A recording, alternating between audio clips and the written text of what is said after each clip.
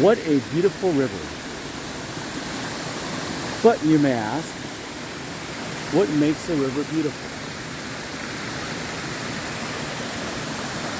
Well, of course, that would be a beautiful waterfall.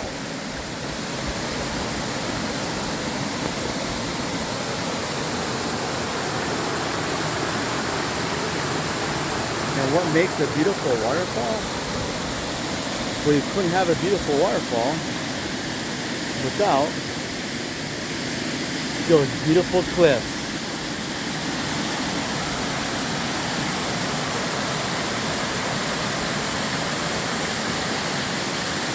And that waterfall plunges, I think, 90 feet down.